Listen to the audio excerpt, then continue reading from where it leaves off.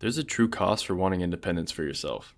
Hi everyone, my name is Jay Quaza, and today I watched a YouTube video on Wylearn's channel, who's another creator in this space, and it was all about how living at his parents in his 20s set himself up for success financially, and it got me thinking about having the feeling of wanting to be independent. So many people today, especially in their early 20s, feel the need to be quote unquote independent, and it's almost like a requirement these days for younger people to have to be moved out of their family's houses as early as possible. Whether it's with dating, your friendships, or just the general public, in America, there is definitely a stigma about people who live in their parents' houses after high school or college. A lot of people will talk down on someone who lives at home still, but they never truly understand the benefits of being able to do so or the person's situation.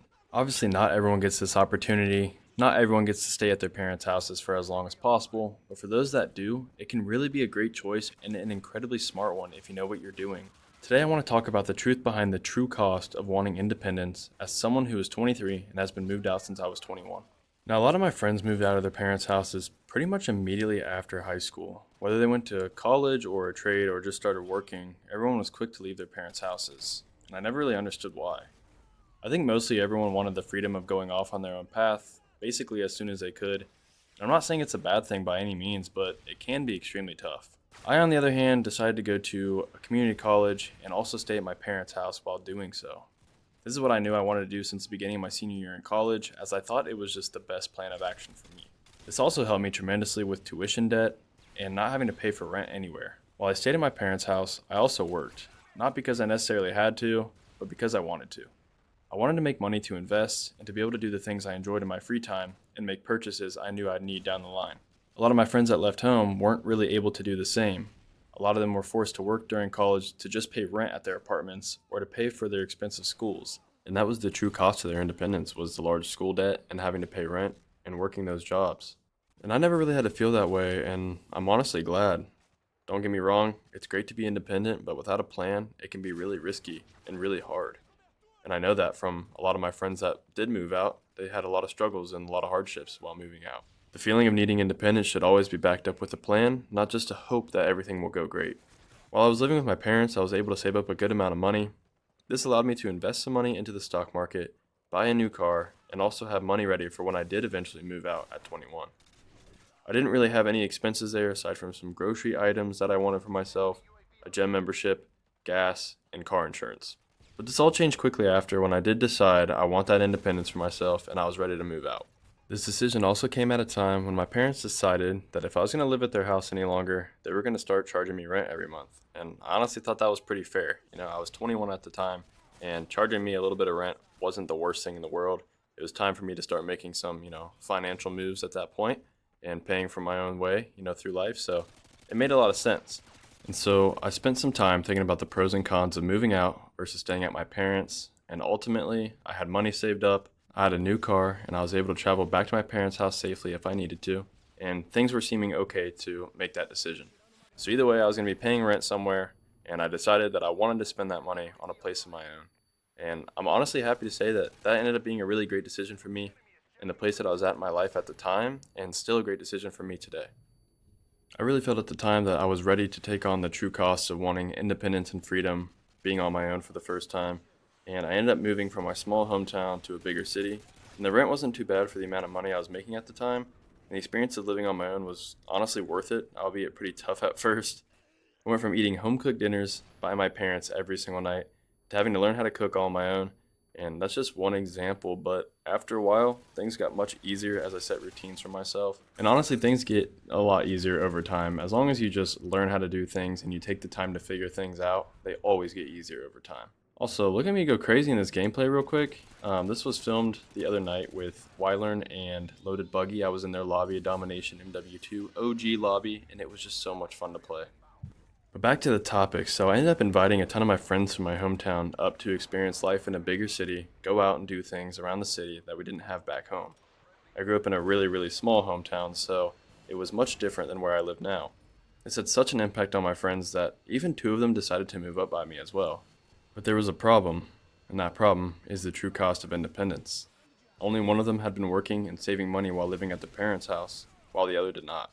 The one that had been saving money while living at his parents' house this whole time was ready for the opportunity to move out and kind of had just been waiting on where he would like to go. So over time, he was just saving a ton of money, waiting on the opportunity to move out, while the other person just didn't save any money and was not prepared to move out. This definitely sucked for him. It was a reality of, only one of your friends is going to be able to move up with you. The other one really wants to, but just can't do it because of the financial, risk that it would be. And the one friend that did end up moving up here actually met a girl, and she's now his fiance. So I'd say it was well worth it for him in the end, but again, he saved up for it and he was prepared for it. I want to talk a little bit about what life looks like for the other side of things when you haven't been planning to move out, when you haven't been prepared for it, and you've been living at home. Now, this probably depends on your age. Like, if you're like 18 years old living at your parents' house and you haven't really saved any money yet or anything like that, it's probably okay. You're pretty fresh out of high school. Hopefully, you're working at least. But if you're 22, 23 years old with no job and you don't really have any plans or preparations set in place, it can be really, really tough, especially in social settings when people are asking you what your plan is. Because by the time you're about 23 or 24, people have graduated college, they're working their real jobs, and everyone's kind of out on their own for sure at this point. And this can definitely be a tough feeling to kind of wrestle with, because sometimes people just have a really hard time finding jobs. Sometimes people don't really know what their passion is, what they even wanted to go to school for in the first place. In my friend's case, he actually tried going to school, ended up just really not liking it, thinking about going into trades, ended up not really liking that either, and found himself a really great healthcare job now, actually. So I'm really proud of him, but there was a couple years where it was a huge struggle for him. And now he's at a spot where he's making really good money, and he is planning and preparing for moving out, and he's saving a ton of money. So he's in a really, really good spot now. And I really bring up this story and say all of this to tell you that wanting freedom or independence is such a great thing that you should be able to have. But without a proper plan in place, it can be extremely risky and even a terrible decision sometimes. There is a true cost of independence.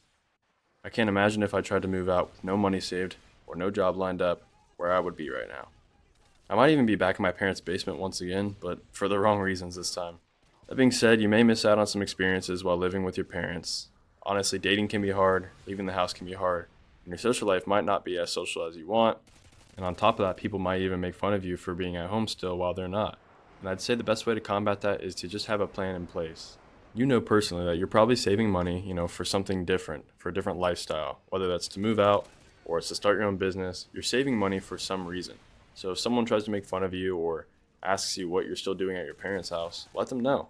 I'm saving money so I can move out, be financially on my own, a little independence, and that way I don't have to be in a ton of debt or be scared about my future. I can actually be pretty optimistic about my future. Because if I've learned anything about moving out is even if you have money saved, there can be scary expenses that pop up here and there. You just never know what's going to happen. And it's good to have money saved, but you also want to be optimistic about your financial future. And the best way to do that is to save up as much as possible, maybe even learn about investing. But those types of things will help you in life way more than just taking the risk of being independent as soon as possible. You're not just moving out to move out, but you're building the foundation for the life you want someday. Financial independence is the greatest gift you could give yourself. So whatever it takes, do your best to try to get there. One last thing I'd like to point out is that while you are on your own, you can kind of take more risks as well. Dating is kind of a whole different scene when you're on your own versus living with your parents.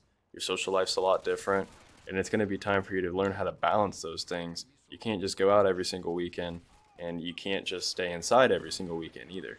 You're going to have to learn how to balance those things, and that part of it's also pretty tough. But that part of it's also extremely rewarding when you figure out how to balance your life, and you can start doing all the things that you wanted to do now that you're out on your own. I can just say overall that since I've moved out, my life has improved overall by a lot. But remember, there is a true cost of wanting independence. That's going to be it for me today, everyone. Thank you so much for watching and listening. I'd love to hear your experience with this topic as well. I would love to hear your stories, so please share those with me in the comments. I really appreciate you guys watching this video. My name is Jay Quaza, and I'll see you in the next one.